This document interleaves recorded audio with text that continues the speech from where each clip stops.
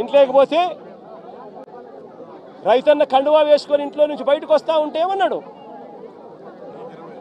చంద్రన్న వస్తాడు 20,000 ఇస్తాడు. జగన్ అయితే 13,500 కదా, 20,000 ఇస్తాడు.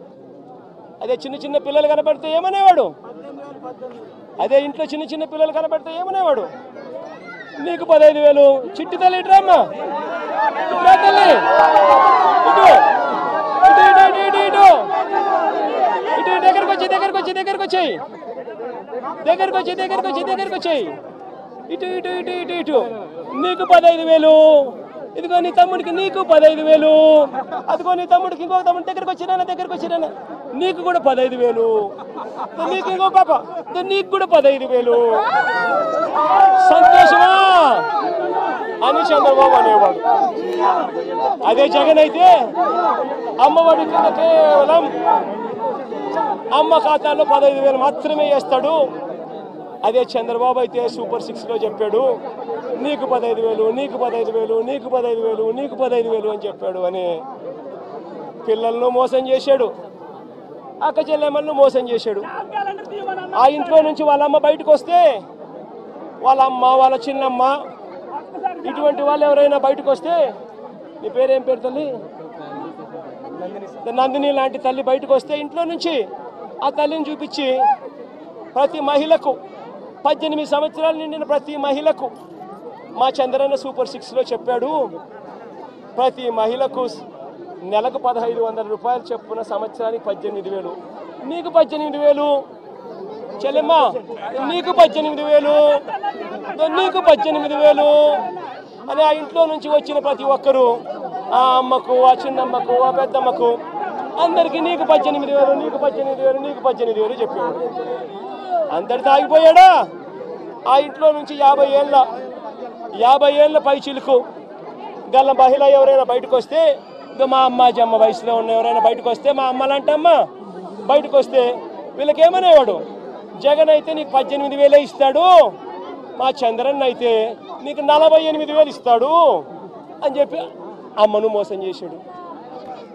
ఇంట్లో నుంచి ఒక 20 ఏళ్ళ పిల్లోడు బయటకు వస్తే ఏమనేవాడు, నీ పేరేం పేరమ్మా, ప్రకాష్. ఇట్లా ఇంట్లో నుంచి బయటకు వస్తే ఏమనేవాడు, ప్రకాష్ నీకు నెలకు 3,000, నీకు సంవత్సరానికి 36,000, నిరుద్యోగ వృత్తి నీకు ఇస్తాను. నేను అడుగుతా ఉన్నానయ్యా, ఎన్నికలు అయిపోయి 4 నెలలు అయిపోయింది, ప్రజలందరూ ఎదురు చూస్తూ ఉన్నారు. పిల్లలు బడులకు కూడా పోవడం మొదలుపెట్టాడు, బడులకు పోతా ఉన్నారు పిల్లలు. బడి పోయింది, ఇంతకుముందు వచ్చే అమ్మఒడి పోయింది. వ్యవసాయం చేస్తూ ఉన్న రైతులు ఉన్నారు, ఇంతకుముందు వచ్చే రైతు భరోసా సొమ్ము పోయింది.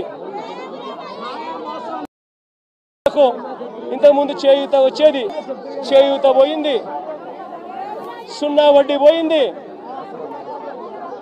ఆసరా ఇంతకుముందు జగన్ కరికరంతో అది కూడా మంచి చేశాడు, దాని గురించి అట్టాగా ఊసేయలేదు. నేను అడుగుతా ఉన్నా, ఇంత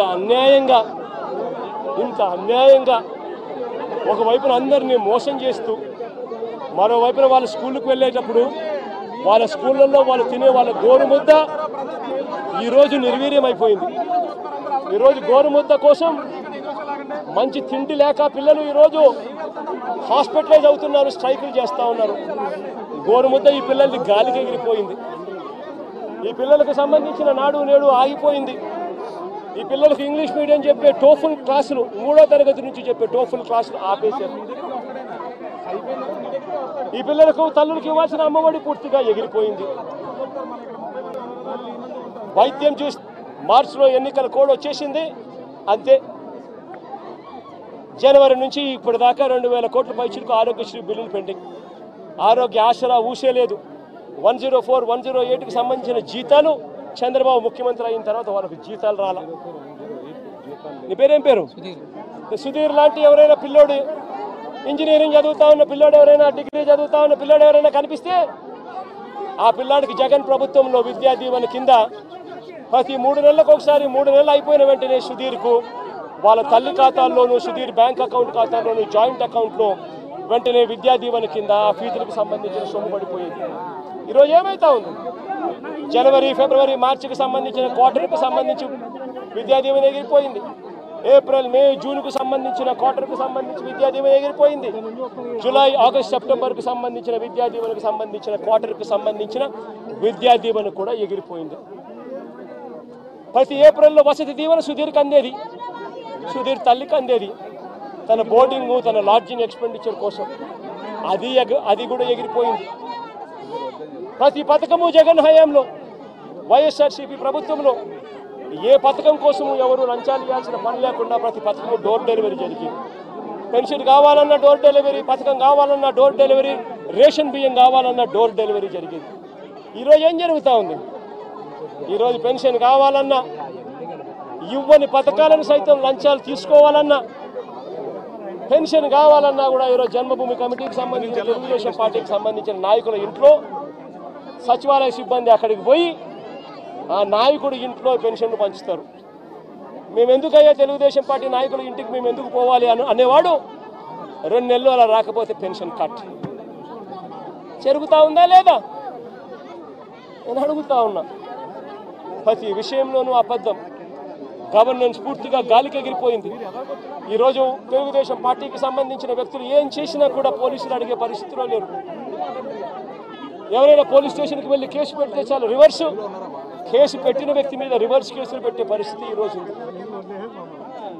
ఈరోజు రాష్ట్రంలో అతలాకుతలమైన పరిస్థితుల మధ్య ఈరోజు రాష్ట్రం పరిపాలన జరుగుతూ ఉంది. ఆశ్చర్యం కలిగించే విషయాలను అడుగుతా ఉన్నా.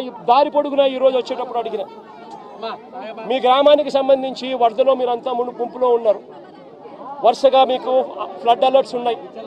1వ తారీఖు నుంచి 9వ తారీఖు దాకా నీళ్లు విపరీతంగా ఉంటాయని చెప్పి తెలుసు. రిపోర్ట్లు ఉన్నాయి మీ దగ్గర.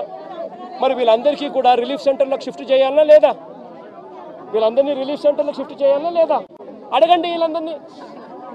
వీళ్ళలో ఎవరినైనా ఒక్కరినైనా రిలీఫ్ సెంటర్లకు షిఫ్ట్ చేశారా?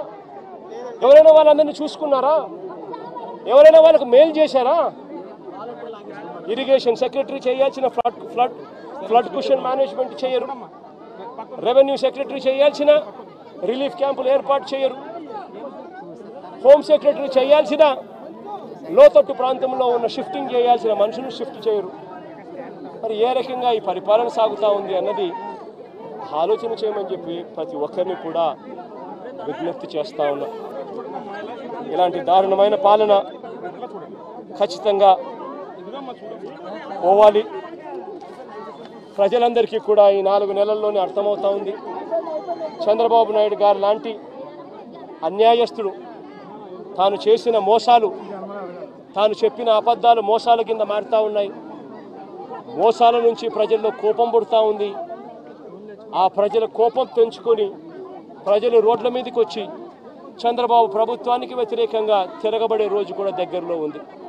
అది జరగకూడదు అని చంద్రబాబు నాయుడు రెడ్ బుక్ పాలన సాగిస్తూ ఉన్నా కూడా అవి ఎక్కువ రోజులు ప్రజలను అలా నిర్బంధించలేరు. ప్రజలు ఖచ్చితంగా